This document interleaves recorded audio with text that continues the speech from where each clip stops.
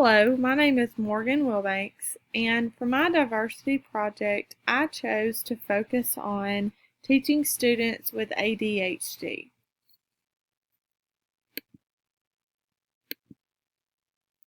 To begin, let's just talk about a few challenges teachers will encounter when just teaching students with special needs. Not even specifically ADHD, but just any kind of special need in your classroom.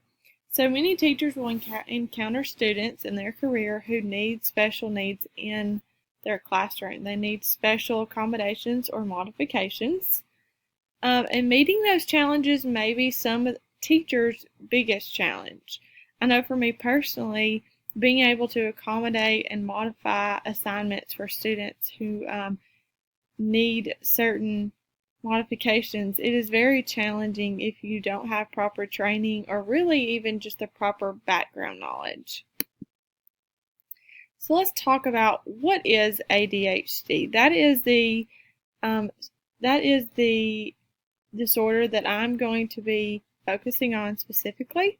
So ADHD stands for Attention Deficit Hyperactivity Disorder. It is often referred to as ADD.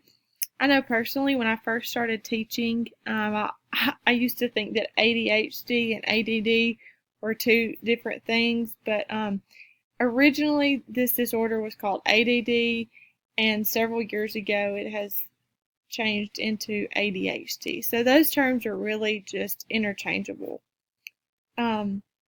So once again, it is an attention deficit hyperactivity disorder.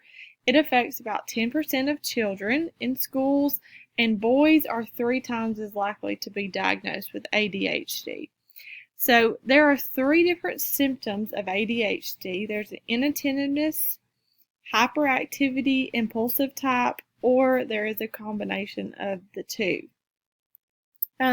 Also, this ADHD is not something that like a doctor could diagnose on you just sitting in his office. It has to be diagnosed through evaluation. So most of the time ADHD pops up and people start noticing it in the classroom. Teachers start seeing signs of it. So it's not something your doctor can really say, hey, your child has ADHD because this, or this. It has to be diagnosed through evaluation of several people. Okay, so what signs can I look for? I wanted to put this slide in here specifically because as a teacher and as a young teacher and not having a big background on ADHD, I always was like, well, how do these teachers just know that's ADHD? A lot of veteran teachers can look at a child, spend several months with a child, and just know they have ADHD. So here are some things as a teacher you can look for. Maybe the student is having trouble paying attention to detail. They can't focus on things very long. They have a problem with organization. Their binders are not organized. Their books are everywhere. They never know where anything is. They cannot follow simple directions, and they get easily distracted. So something as simple as maybe their pencil distracts them.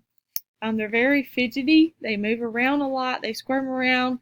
They would do everything besides sit in their seat. Maybe they want to stand on their head. They're very fidgety. They can't be still. They run everywhere they go. This is one I see all the time in the classroom. They want to run everywhere they go. They are excessively talkative, and they have difficulty remaining in their seat. Can't remain seated. So those are some signs that you can look for. So just real quick, I throw this slide in. What are some strategies maybe parents can use at home? The first one I put is to create a routine. Follow the same schedule every day. Wake up at the same time every day. Go to bed at the same time every day. This will set good, clear expectations for your children, which this can also be led into the classroom also. Get organized at home. Put their backpack in a certain spot. Lay their clothes out. Put everything in the same place so that they're less likely to lose things. Number 3, avoid distractions. So when maybe they're trying to do homework and things, turn the TV off, put the cell phone away. turn the computer off. Just do anything that might be a distraction. Put all those things away. Number 4, limit choices. Let's say they're picking out their clothes for the night before. Give them 2 choices. Don't give them 5 choices. That's very overwhelming to a child who has ADHD. Use goals and rewards. So track their positive behaviors and reward them for their good behaviors. Okay.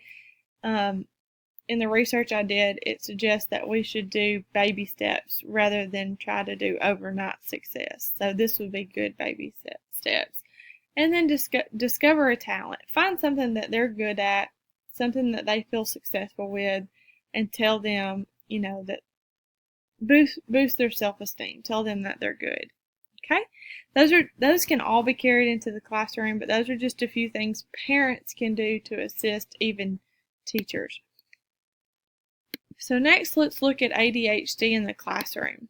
A few things teachers can do is avoid seat distractions. This could be as simple as sitting the child near the teacher instead of out near the window where they can look out the window and see everything. So just making simple choices on limiting distractions. Use a homework folder for teacher-parent communication. The teacher could put assignments, progress notes, and etc.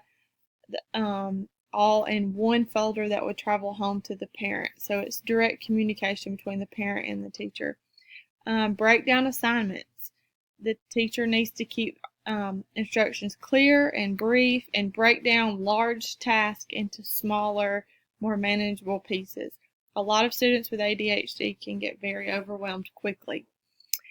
Teachers also, just like was mentioned on the previous slide, need to give positive reinforcement. Look out for positive behavior and praise that child when you see those things. I put supervise.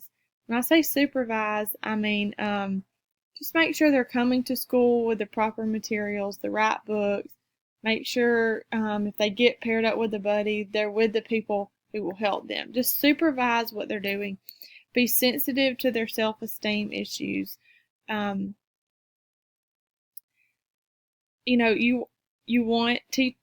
want teachers' feedback, but that's important to do in a private setting, and be sensitive of how these students feel because they probably already are very insecure.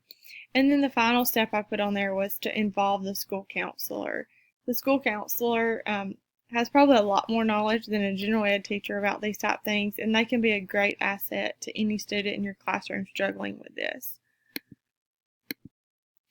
And finally, the last slide, tools to help. Tools to help students specifically in the classroom. You can provide footrests, seat cushions, or resistance bands to help satisfy the need to move. You can see in the picture here, I put a picture up of a little boy with a resistance band. So if they ever get fidgety or anything and ready to move around, the little band just kind of provides a way for them to get their energy out. You could also provide an extra set of books for them to keep at home. So if that's where you can do that, that would be great. So that organization communication wouldn't have to be as in depth between the parent and the teacher. Color coding. Give short, frequent quizzes rather than one long test, maybe at the end of a unit. Read directions out loud. Write them down for them. Keep them simple and clear. And like I said, use a reward system and talk through behavior with issues one-on-one. Instead of maybe out loud in front of everyone. Pull that child aside and talk about some behavior issues and set goals. And finally, I'm going to end with my references. I have 3 articles that I used and my digital images references. I hope that this has been a good, informative video for you on teaching students with special needs. Thank you.